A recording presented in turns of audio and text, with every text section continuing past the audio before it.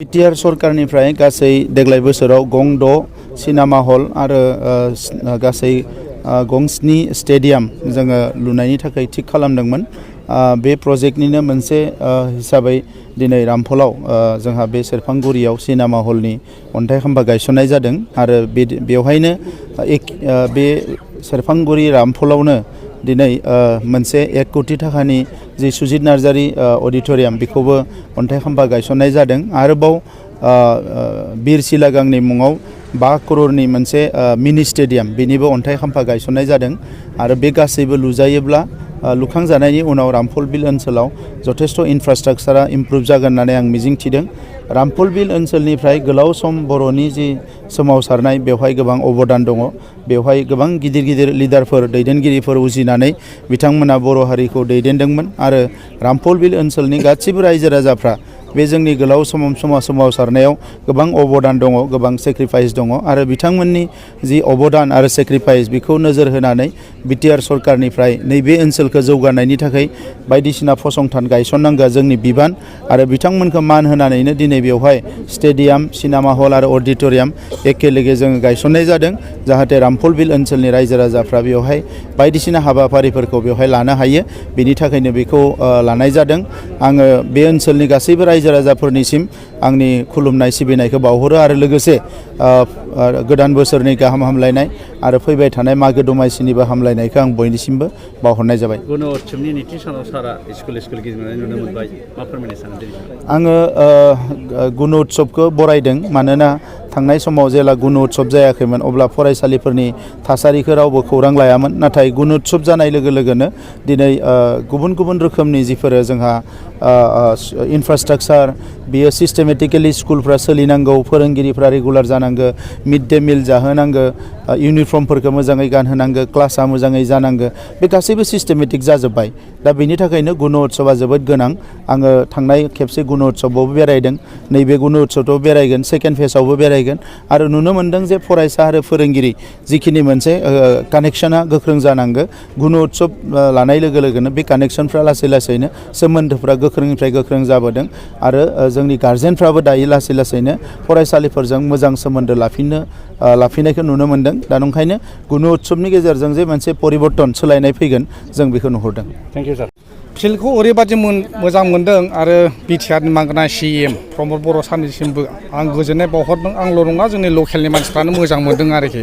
गोदोनि समाव जोङो थारमाने उन्दैयाव बे गान जाथ्राफोर नायलाबायबा, सोरबा सिनेमा नायलाबायबा खि गादलानाय मा गादलानाय फोथाराव जिरायलानानै नायनाय जायोमोन नालाय। दा स्टेन्डार्ड हिसाबै जोङो नैबे हलनि गेजेरजों मोजां स्टेन्डार्ड भाबै जों नायनो हासिगोन आरो दा ओरैबादि मोजां मोनदों।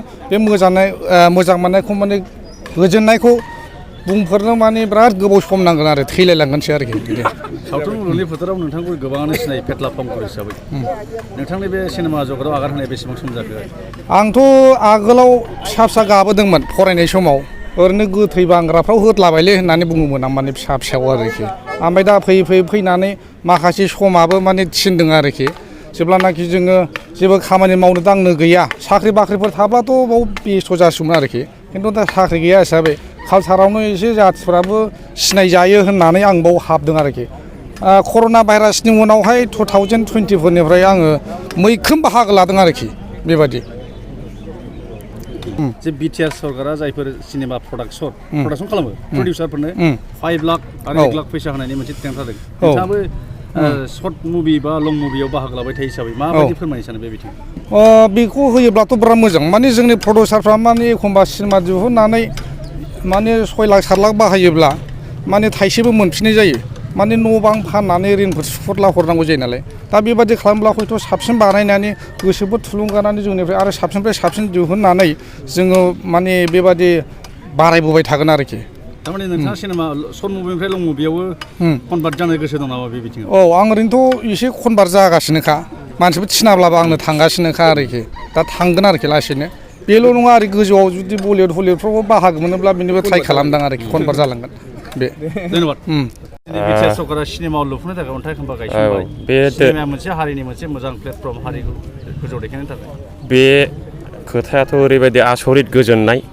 This is the first time going to be in our BTR बिराद गोजोननाय मोन्दों जों आदाजों आंजों लोगो मोनबा मोजां रायलायबाय थायो बे खोथाखौ दिनै जोंनि हालामावनो नैबे सेरफांगुरि ओनसोलाव जे सिनेमा हल गायसनफैबाय दिनै जोंनि बिटिआरनि चिफ सार प्रमद सारा बेखौ जोङो बिराद गोजोननाय फोरमायदों आरो बिराद मोजां मोनदों आरोखि ससाइटि बिल्डिंनि फारसे नोंथाङा मा बुंनो सानो जे सिनेमानि गेजेरजों राव हारिमु थुनलाइखौ मुलुग दरबाराव गोसो होनायनि मोनसे मोजां प्लेटफर्म नोंथाङाबो सासे सिनेमा जगतनि मानसि हिसाबै मा फोरमायो सिनेमा बा मोनसे बेखौ आं फोरमायनो सानो जोंनि साननाय हनाय जानाय लोंनाय मावनाय दांनाय गासैखौबो मोनसे फिल्म मोनसे सावथुननि गेजेरजों जोङो फोरमायनो हायो आरो बे सावथुनाव नायब्लानो जोंखौ सिनायगोन आरोखि बेयावनो गासिबो जोंनि गासैबो गोसोनि साननायनिफ्राय लानानै थैनि ब्रेननि अल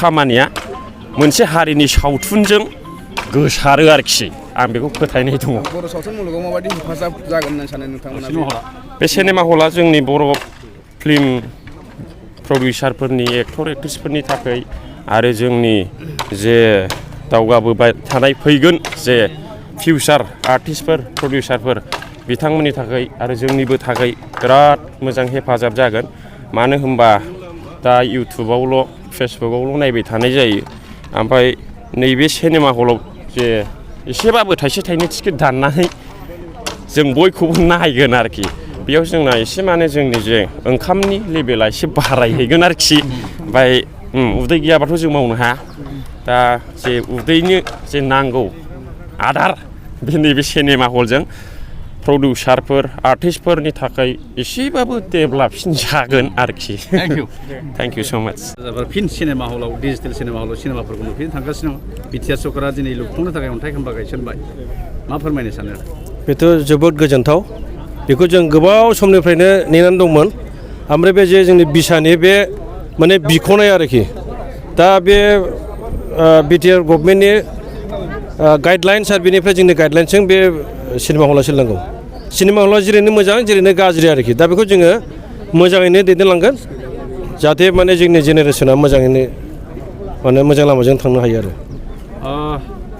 सिनेमा हला लुफुंजायो खिन्थु सामलायनाय बिथिङाव बेले बेजे थासारि सोमजियो बेबादिनो थांनाय बोसोराव माखासे सिनेमाफोरा बायलांफिनदोंमोन मा फोरमायनो सानो आरो दा बेनिखायनो जों बेखौ प्रटेक्ट खालामगोन आरो बेनिखायनो जोंनि बे जेसेबां सिनेमा हल दङ बिटिआरआव बेयो जोंनि आन्दारावसो थागोन आरो जों बेखौ गभर्नमेन्टआव खावलायो आरो जाहाथे बेयो माने ओरैबो थाङा गाज्रि जाया आरो बेनिखायनो जोंनो आखायाव लागोन बेनिफ्राय जोङो गभर्नमेन्टनो रेभिनिउ होगोन सिनेमानि गेजेरजों बर' राव थुनलाइ हारिमुखौ मुलुगाव गोसारहोनायनि मोनसे प्लेटफर्म बियो मा फोरमायनो सानो बेथ' मोजां मिडिया सिनेमायानो मिडिया माने आर्टिस्टफ्रा बेवहाय जोंहा बिबान दं आरोखि आर्टिस्ट आरो गार्डेनार्स अफ द ससाइटि होनदों इंलिसाव दा बेनो जों आर्टिस्टफ्रा जेरै खालामगोन समाजा बिदि जागोन आरो जोङो जाथिखौ जोंनि हारिखौ जोंनि हारिमुखौ फोथांनाय आरो फोजौनायनि खामानिखौ जोङो नोजोर लाखिनानै जों सिनेमानि थ्रुयै समाजखौ फोसाबगोन ओमफ्राय फोजौगोन बे जोंनि थांखि थेंक इउ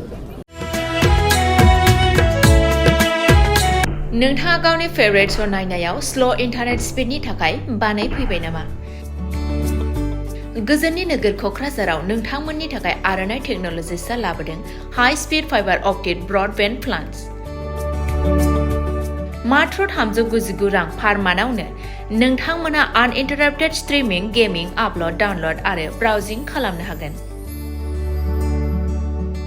आबुङै मिथिनो थाखाय गाहायाव होनाय वेबसाइटआव नायनो हागोन आरो नैबे जामबुं नम्बराव जगाजग खालामनो हागोन जामबुं नङा जाबाय 8812989283 नङाब्ला 8099554827